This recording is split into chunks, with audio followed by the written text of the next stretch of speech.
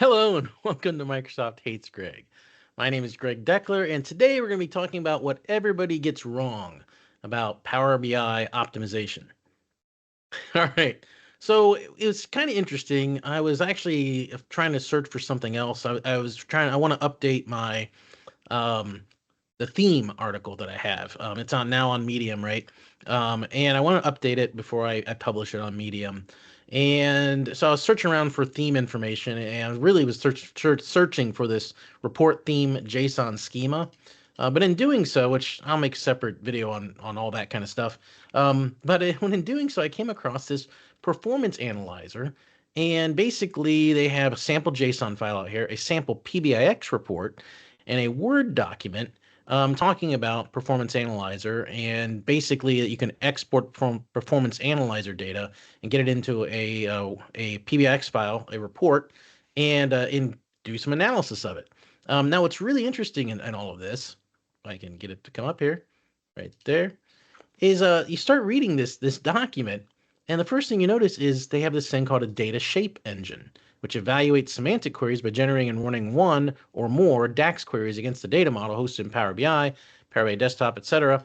Then they have the data model engine, AS, which I'm assuming that's analysis services, stores in the model and provides reports and DAX querying and all that sort of stuff. And you might be thinking here, like, wait a minute, what is it? What is a data shape engine, right? Because I'm betting that you haven't heard of that term before, right? What everybody talks about, right, in when it comes to Power BI optimization is the formula engine versus the storage engine, right? That's what everybody talks about. And that's what you see in things like DAX Studio. When you run DAX queries and stuff like that, it gives you, hey, here's how much time it's spent in the formula engine. Here's how much time it's spent in the analysis in the storage engine, right? But you never hear the, I don't know of anybody that I've ever heard of that has talked about the data shape engine before, right? So the formula engine and the storage engine, those are part of, those are kind of sub engines to the data model engine AS, right? So you're thinking, well, what is this? Well, you can read this document and sort of get an idea of what it is. And it actually is an interesting document. It sort of reads like stereo instructions a bit, but it goes through and really dives in depth in terms of what is going on when you're doing things and clicking on things and other things within Power BI. So anyway, so it really goes in depth here, but I won't belabor this too much. It goes in about the schema, talks, has all these nice flows and everything. Kind of an interesting read, and not anything I've ever seen anybody really talk about or cover. So now the important part of this is, what I did is I went and took my life in Europe, because it's a fairly complex report visually, right? It has lots of moving parts and stuff, and I just clicked around, right? I clicked around all over the place and generated all this data, and then you can click export, and then you'll export it to Power BI Performance Data is the default, right? So then you can go into the Power BI Performance Report. Oh, if I doesn't want to, some days.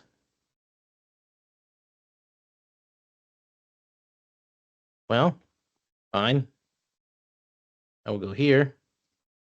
There it is. So now, and real quickly, you have to kind of fix this report. This report's kind of sucks and it kind of lame. And what happens is this raw events, you'll get some nulls in the event type. And so what I had to do is I had to add this step where I basically replace null with unknown. And then it fails because it's on the one side of a one-to-many relationship, and you're not allowed to have nulls. So got to fix that. So once you fix that, you can import your data. And then they have this, again, most of this stuff is pretty bad. It looks like a third grader kind of put this report together, to be honest. I mean, talk about a far cry from like what people are putting together for the world, Data Viz World Championship and that. But this is probably the only one that's kind of interesting in terms of what I find interesting. So I added this duration milliseconds here, and because they just had event count. But you can see here in terms of, hey, user actions, this is the times I was clicking around within the report.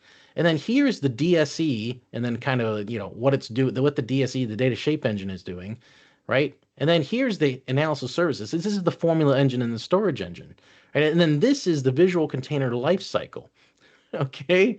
So look at the difference. So when everybody's talking about optimizing Power BI and all this other stuff, they're talking about optimizing this AS right here. But as you can see, it's an order of magnitude less than what's going on in the DSE.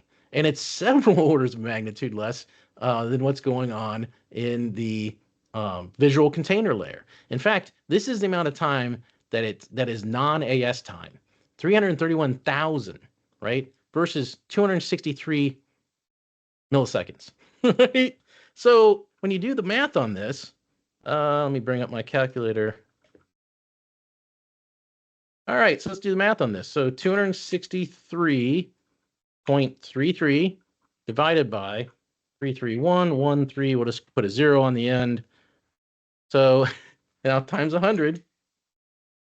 0.08%. So when you're optimizing all this hubbub about optimizing DAX and all this stuff about, you're only optimizing 0.08% of what Power BI is actually doing. Okay. And so what's the point to a certain degree, right? You're only you're optimizing less than 1%, right? Less than 0.1%. Okay. And this is what everybody's like up in arms about optimizing DAX and that sort of thing. It's crazy. And I do find it really interesting that there's 800 page books on the subject, and never not once does it mention the data shape engine, which there's an order of magnitude more stuff going on in duration than what's going on in the stuff it talks about optimizing. So that's crazy to me, right? And I can't be 100% certain. It never talks about the data shape engine because that book doesn't have an index. And so I can't, so who knows whether it might be buried on page 794 or something. I have no idea, right? But look what's going on in the visual container layer. So I think there's a lot of stuff, and I'm going to be digging in a little deeper into this in terms of, is it possible to really dig in to see what's going on here and optimize what's going on in here? And is it possible to optimize what's going on here? Because, right, it do different visuals, right? And I can tell you they do, right? Different visuals take longer to render. Like a table visual is a pretty costly visual. You can actually display the same information in like a bar chart or a column or a stack column chart or something like that. And actually it's faster. It's consistently quite a bit faster actually. So it's very, and then it makes me wonder, like, okay, if I add conditional formatting to it and I add this, like, what are the performance impacts? Because that is what really you need to optimize in your report to make it fast. Okay, not any of this DAX optimization. And DAX by itself, obviously, is pretty fast in general, and you can only impact less than 1% of what's going on in the report anyway. So that should be the least of your concerns, okay? Is how fast your DAX is, right? It's everything else about the report that you should be really focused on and optimizing. So I'm going to really start to dig into this subject because I think it's a completely unexplored area of Power BI that people aren't talking about in terms of report optimization and speed and that sort of thing. So I don't know. I found it really interesting. So I wanted to talk about it. So yeah, that's all I had for this video. Hope you enjoyed it, and I'll see you next time.